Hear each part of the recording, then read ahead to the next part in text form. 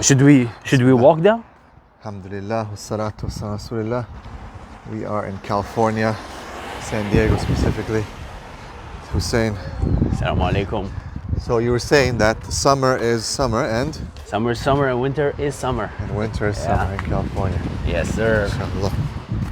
Look at that. Nice greenery. Let's show them down here. We'll see the Dog park. yeah, another dog park. We're gonna go this way. Get the majestic looking view. Yeah. Inshallah. So why does weather impact the temperament of a person? What do you think? Well, I think it has a lot to do with, prospectively, if I would say, medically, is vitamin D. And the absence of vitamin D in any human being will impact their mood because it's the only vitamin that the body produces due to the sun exposure. And it's the only thing that helps produce testosterone in combination with the cholesterol, which is a different subject. And the cholesterol they are the healthy fats, essential fatty acids, essential proteins. So, you get that. And that way put pressure on your bone marrow. It will produce more red blood cells, more energy. So you're more energized, you have better neurotransmitters, your dopamine is healthy. So this is why the sun is really good and important for human beings. But if you live in a place where the sun barely hits, that's what they say, gloomy and doomy, right? Right. How do you offset that? Let's say if you live in a place where it's colder and gloomier, is there anything that you can do to get that? The best way to do it is that, you're not a tree, so you can actually go anywhere else and you can get sun exposure like once in every 3 months you can travel. And I think that's a healthy combination. But also you can take vitamin D as a supplement. But there is nothing that, getting sun exposure, getting that tan, that color, nice color. So Nothing beats that, right? nothing, yeah. And I think here another point to make is obviously the sun is only one element. Yes. And vitamin D is only one element, but environment does make a huge difference. We're talking about the nature and nurture debate, yeah. right? Yeah. Of course, there's certain predispositions that we have as human beings, Yes. but you can work around those things. So if people are predisposed, certain people have certain predispositions to certain diseases, right? Yeah. However, if you control your environment, you can offset that, right? Correct, yeah. What do you have to say about the whole, what would you say, nature or nurture? What's more important? I think they're both important, and especially as I think the fathers and the parents has to understand that nature is important, and the kids has to understand also nurturing is important, because you get kids who didn't have a healthy, let's say, upbringing, right? But when you get there, you're not gonna say like, oh, okay, that's it, I'm doomed and gloom. No, you restart and you continue, so you nurture yourself.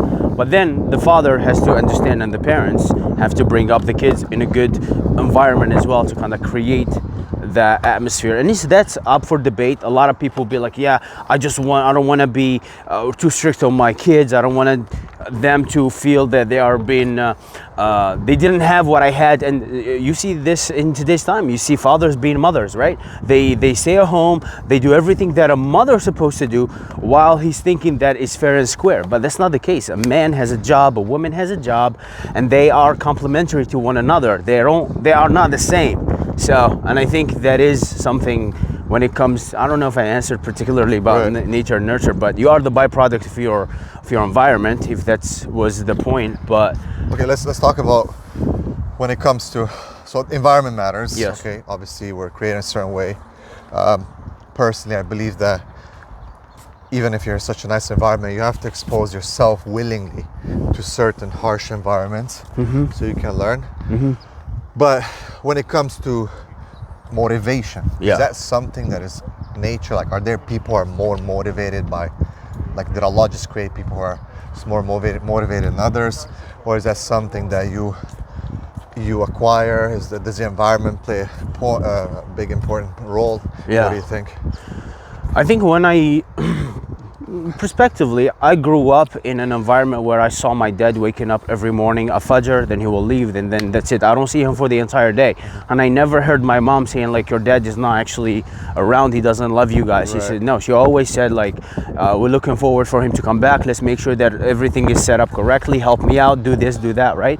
Because she wants to make sure that he's back and everything is good. hold on. What was you said about Right, so motivation. Is it motivation. I think you learn it through.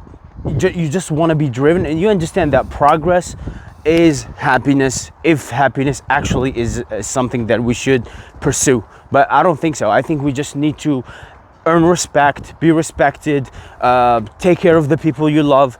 And that's where you have to have that sort of like intrinsic drive, right? That's always the fire that's coming within. Because everything else, there will be the darkest moments. There will be moments where you are by yourself. And I think that a lot of people now, they look for other people. Oh, can he help me out?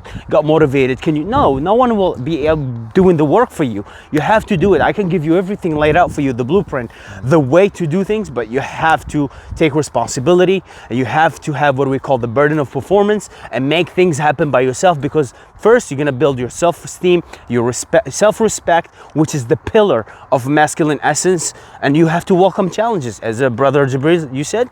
Now you have to manufacture hardship. I live in San Diego, California, my life ain't that bad. I mean, everything everything I want, it comes to me, and everything I need, I probably will be able to get. You see, like, even we have a fake garden here, and it's amazing, right? We have pools, gyms, whatever. Everything is 10-minute drive, food, everything that I want. But I still put myself through hardship because I understood the masculine grows through challenges. It does not like a self-imposed hardship. Absolutely. That keeps you sharp. Yes, and people be like, yeah, you work out. Nah. I'm not just talking about exercise. Okay. I know a lot of people who actually exercise, but they still messed up in the head. Islam fixes everything, right? You fast, you follow there are things, temptations that you will experience, but if you really say, okay, I'm not gonna do it because it's not good for me, because the Creator has said so, that's where you actually start imposing hardship. Because look, San Diego, California, well, let's say it's a Western society. It's not really a dominant Muslim society, so you will have women walking half naked and sometimes even naked. You will have different things that are tempting. They'll be like, why I'm not enjoying life? But that's not really enjoyment. This is temporary, and we're preparing for the test. But one thing that I would say, if you shield the man from challenges, you just produce a worse version of a woman. And if you impose hardship on a woman, her femininity will be tinted and it will be scratched, and that will be produced as a horrible version of a man. Okay. Can you repeat that? Because I think that was something very. Let's stop here and focus on this one. Repeat that. Okay. That's a golden statement right there. So if you grab a man and you shield him from challenges and adversity, you will be producing a worse version of a woman. Meaning, like, you have a woman, but it's the worst version. If you grab a woman and you expose her to hardship, I'm talking about work, I'm talking about bad relationships, dating, bad experiences, and her femininity will be tinted, and you will be producing a worse version of a man. And this is what we see in today's society. We see if women are masculinized. They cannot take advice, and sisters are above criticism in any shape or form. You see masajid, khutbah, they never address the hijab, they never address the obeying your husband, obeying, oh my God, and like, watch me how I'm gonna just evaporate through the air because I said something I might be canceled for. But this is pretty much it. Your sons, you raise them differently than you raise your daughters, 100%. And that's evident. And as your upcoming course is about to actually how to understand women, and it's like a rib, right? You try to straighten it, it will break. You let it on its own, it goes all judge, right? That's pretty much what we have to understand. So put your sons through really manufacture adversity, have them earn stuff. But for your daughters, yes, teach them manners, teach them everything, but make sure you're really gentle. You're not that beast that you are about outside. Don't maintain that same facade. So yeah, alhamdulillah, and man needs the challenge. Otherwise, you're just gonna be a soft, like, worthless worm. Yeah. And just to end this, as I always say, like, having a mission in life, and Islam gives you that mission. I think that's what's missing with men. Yes. Because when you're having a mission, it's like a mix between the way Allah created you. So there's an innate print there. There's a gene there for you to resonate to that mission. When the outside now is calling you to that mission, Now those two connect, and that's the best version of you that you can get. When your predisposition, your natural predisposition that Allah has created in you, the need for a mission, is connected to now the need for a mission from the outside. The environment's calling you that you are needed as a man. I think this is where you resonate the best 100%. and you perform the best. Barakallah feek. Yeah, barakallah fikum. Same base. Allah bless you, Rujala. Ameen. رجولة ما شاء الله. حياك الله. السلام عليكم. Wa alaikum assalam wa rahmatullahi ta'ala wa barakatuh.